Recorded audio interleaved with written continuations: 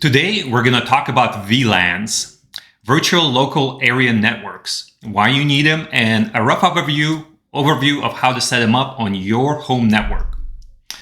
So, what is a VLAN? Well, virtual local area network is a technology that allows you to create multiple isolated networks on a single physical network. You can have a single wire that can support multiple VLANs. So let's show a picture. So over here we have 3 VLANs in this picture. We have a guest, IoT, and office VLAN. And any traffic from the guest VLANs will be blocked.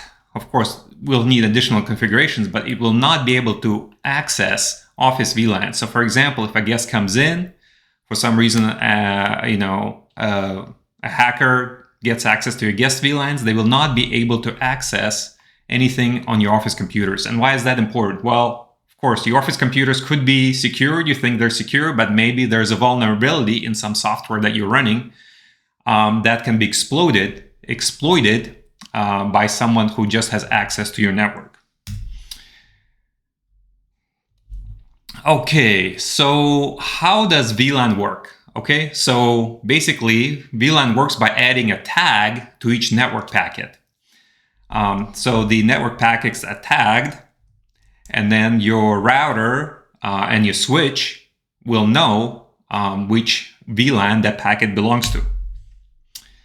All right, so let's get into the rough details of how you would set up a VLAN on your home network. So I have a more detailed picture here, which has some additional parts. Right, so we have the router. We need to configure the router. There's a firewall, which may be on your router as well.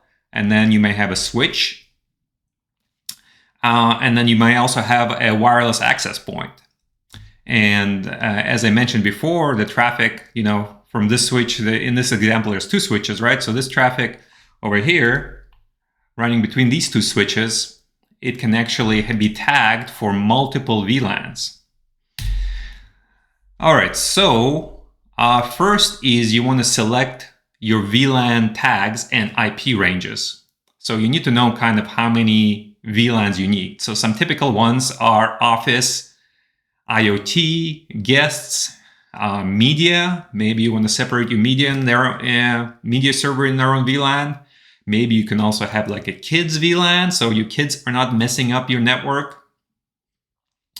And then you need to select VLAN IDs. So oftentimes people use their the VLAN tag in the IP range. For example, 10.0.3.1, where the 3 is going to match the VLAN tag. But there is another argument for security to use a random VLAN ID, a concept known as security through obscurity, which will make it a little bit more challenging for any hacker or bad actor to get to your VLANs or to know which VLAN corresponds to what.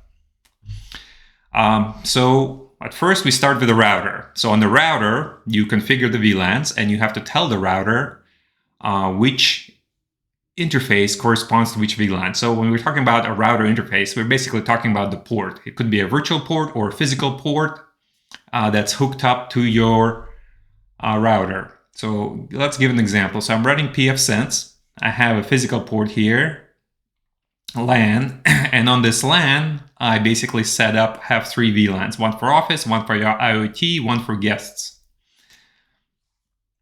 Next is DHCP. So you want your each device on your VLAN to have its own IP. Whoops. And DHCP, Dynamic Host Configuration Protocol, will automatically assign an IP address. So you need to configure your DHCP server to give your VLAN devices their proper IPs. Next, let's talk about the firewall, which is on this picture over here. And this is where kind of the security aspect comes in, because, for example, for your IoT VLAN and guest VLAN, right, you don't want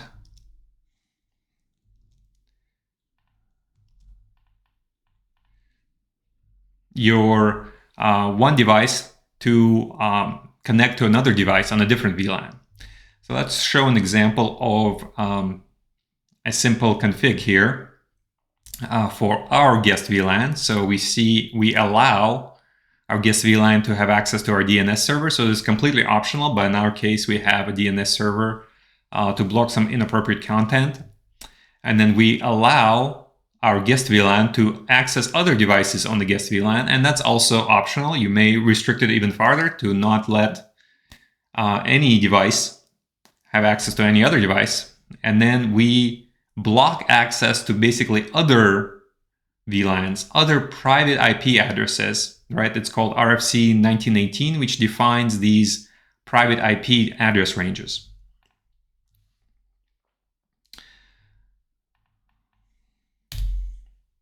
So next, let's talk about the network switch. And it's over here in our picture. So on the network switch, you need to tell the network switch which ports on the network switch corresponds to which VLANs, and it's possible to assign multiple VLANs to one port. So let's take a look at our config. Looks like we need to log in. So in this example, we have a config for our VLAN ID. So our ID is here, and tagged is the config that we want for VLANs. So we're saying this VLAN of 4 has access to these 4 ports. 3 of these are, I know these are wireless access points, and then this port over here is the actual wire that's going to a router. So here's an example of the network config. Next, let's talk about the wireless access points. So once you get to the wireless access points, what you want to do is you want to create a separate WLAN, a wireless LAN, for each corresponding to each one of your VLANs. So basically you set a SSID, a service set identifier, for each of your VLANs, and then somewhere in the settings, you specify the VLAN tag. So in our case, we have this guest network over here, SSID, password, and then in the advanced section over here, we specify our VLAN here, and that is how we configure our wireless access points. Okay, so we wanted to mention a couple other things that we ran into, or some notes. So initially we had our guest network through our wireless access point set up in guest mode. And this is a common feature. And it was secure enough, right? It isolated the guest devices from our primary network. However, the user experience was terrible. First of all, our guest had to be directed to a captive portal, like another web page. With there, you can have an optional password, but those things are kind of annoying, right? You see them in the public. And then some of our child guests couldn't even get to the captive portal because they had parental device restrictions against going to unallowed IP addresses.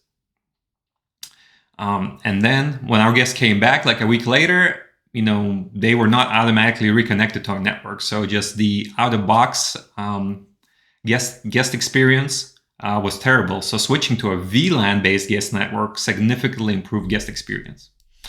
Another thing to note is you can set up your switch to route multiple VLAN IDs into a wired connection. So if you connect your computer via Ethernet, it will have access to multiple VLANs. So how do you set a VLAN on your computer? Well, I'll show you an example of how to do that in macOS, but the approach is somewhat similar on Windows. It kind of depends on the device driver you have. So if I go to System Settings, and then I go to Network, I can go down here and say Manage Virtual Interfaces, and I can add a new VLAN down here.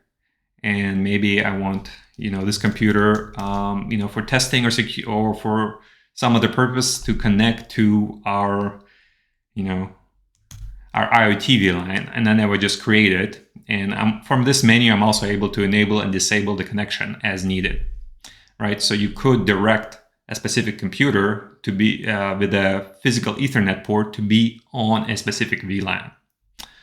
Another thing of note is while setting all this up, we ran into an issue where our computer could not get an IP address from our DHCP server.